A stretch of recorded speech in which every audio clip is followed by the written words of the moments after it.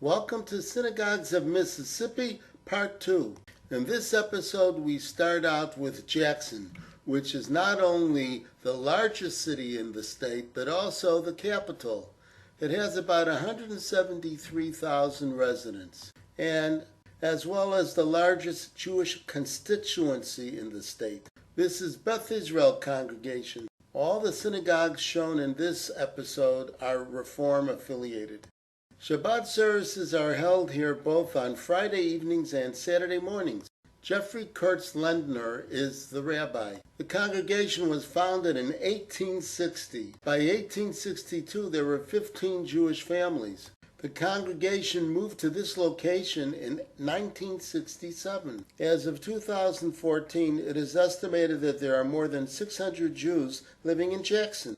Let's turn our attention to Lexington, Mississippi, and Temple Beth El. The congregation was formed in 1904. In 1907, it had 15 member families and 20 children in the Hebrew school. At its best, it grew to 30 member families. The synagogue closed in 2009, and the building was its first permanent structure, with additions put on over the years.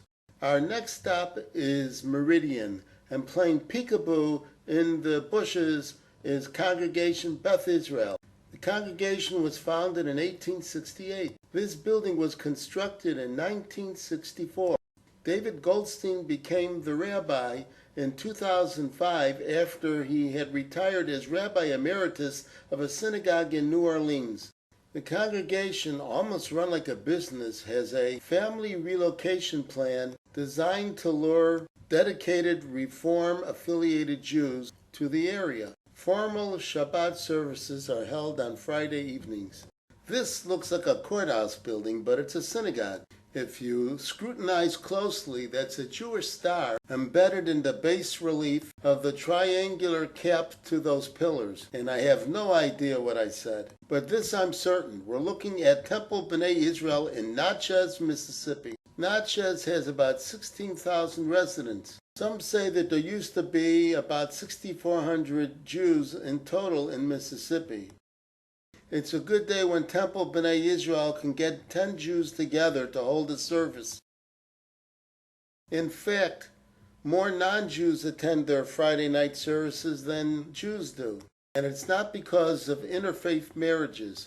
This building was constructed in 1905. A relationship has been established with the Institute of Southern Jewish Life that when the congregation ceases to operate, its museum will take over the synagogue building and work to preserve it, while offering tours to all Americans an understanding of its Jewish identity in a small southern town during the 20th century.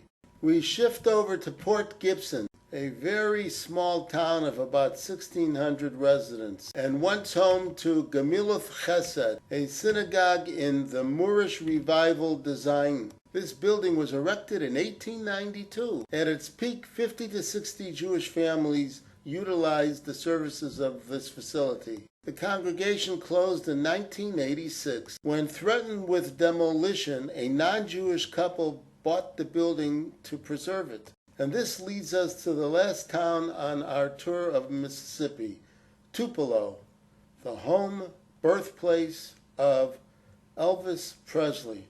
Well, thank you very much. Legend has it that when Elvis was a youngster, he lived in the same apartment building with the Orthodox rabbi of a synagogue and would be rewarded for acting as his Shabbos goy. Because the rabbi was a religious Sabbath-observant Jew, he would not turn on or off any electrical appliances. Elvis would kindly help with these tasks and be fittingly rewarded. So this is Temple B'nai Israel. It has services on Friday nights and Saturday mornings.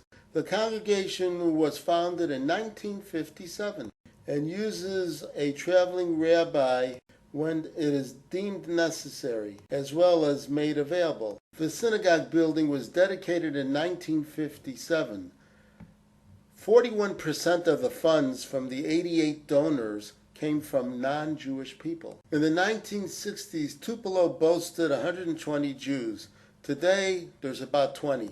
Time will tell if this will also be a museum piece. This wraps up our visit to the state of Mississippi. On to more states and their Jewish presence. So, bye for now and see you real soon.